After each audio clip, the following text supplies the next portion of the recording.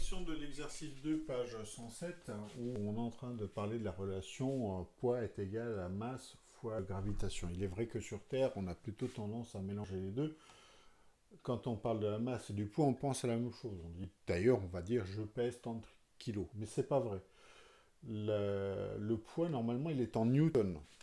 Donc, c'est une unité liée au célèbre scientifique Newton, Isaac Newton, qui a découvert que le poids, c'est la masse fois la gravitation ou l'accélération de la pesanteur. La gravitation sur Terre, elle est de 9,8 à peu près. Hein. Peu ou prou, ça dépend de l'endroit où on se trouve, parce que finalement, cette gravitation va dépendre fortement, entre autres, de l'endroit où l'on est par rapport au centre de la Terre. Donc la Terre étant légèrement aplatie sur les pôles, en fait la gravitation est un peu plus importante sur le pôle nord ou pôle sud que par rapport à l'équateur. Et puis si vous êtes au niveau de la mer ou si vous êtes en haut de l'Everest, ce ne sont pas tout à fait les mêmes valeurs. Alors, ça ne va pas changer énormément, mais ça va changer un petit peu. Nous, on va partir ici pour cet exercice à 9,8. Donc ça veut dire que quelqu'un qui pèse, qui a une masse, vous voyez, on se trompe assez souvent, hein, la masse est égal à 70 grammes, et bien son poids, ce sera 70 fois 9,8 sur Terre, hein, je précise bien. De mémoire, ça fait 686 newtons. Je précise bien sur Terre. Alors, on peut mesurer le poids d'un objet avec un appareil qui s'appelle le newton-mètre. Vous pouvez les voir sur internet à quoi ça ressemble. C'est grosso modo un appareil qui va ressembler à ceci avec une graduation. Et puis à l'intérieur, vous allez retrouver une tige, un ressort, qui va être un peu ici.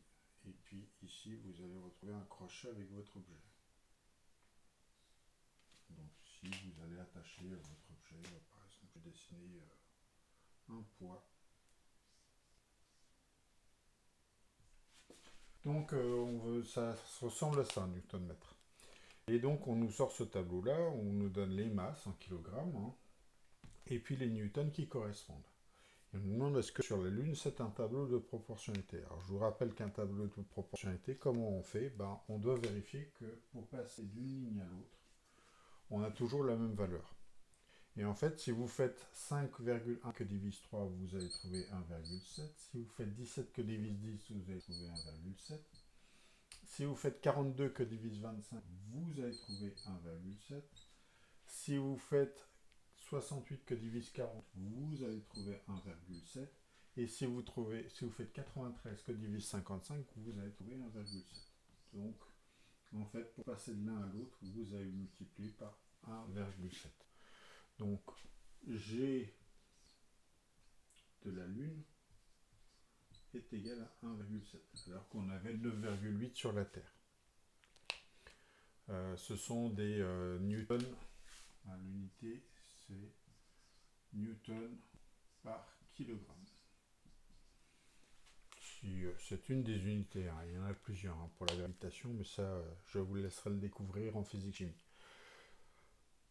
Donc voici, on a prouvé que pour passer de l'un à l'autre, on avait toujours la même valeur. C'est bel et bien un tableau de proportionnalité.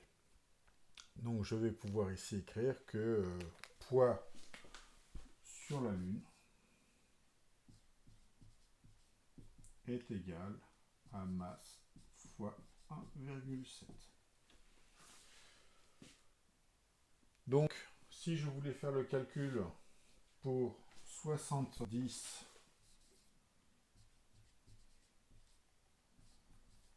kg, et ben je vais faire 70 fois 1,7. Alors, je n'en ai pas là, je vais le calculer vite fait à la calculatrice. 70 fois 1,7, ce qui nous fait 119 newtons. Et puis pour finir, on nous demande est-il vrai que sur la Lune on pèse 7 fois moins? Et bien en fait, je vais faire le poids sur Terre sur le poids sur la Lune.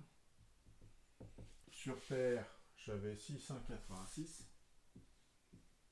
Sur la Lune, j'arrive à 119. Et on arrive à peu près à un rapport de 5,7, ce qui est presque, je vérifie, 5,8 même, je vais pas mettre. Donc, j'ai un ratio qui est presque de 6, donc effectivement sur la Lune, je vais peser 6 fois moins. D'ailleurs, si vous regardez certaines images d'hommes marchant sur la Lune, vous allez voir que par exemple, le record du monde du saut en longueur a été battu sur la Lune, puisque finalement, même si on avait des scaphandres très très lourds, 6 fois c'est quand même quelque chose de beaucoup plus faible. Par notre musculature, elle est faite pour supporter un certain poids, celui qu'on a sur Terre. Forcément, quand on va à un endroit où la gravitation est beaucoup plus faible, on va pouvoir développer beaucoup plus de puissance, aller beaucoup plus loin, soulever des objets beaucoup plus lourds. Sachez que c'est valable sur la Lune, hein. Si on va sur un astre qui est beaucoup plus grand, beaucoup plus gros, si je prends par exemple Jupiter, là on va être 6 fois moins, 7 fois moins, on va être à peu près 20 fois plus. Voilà.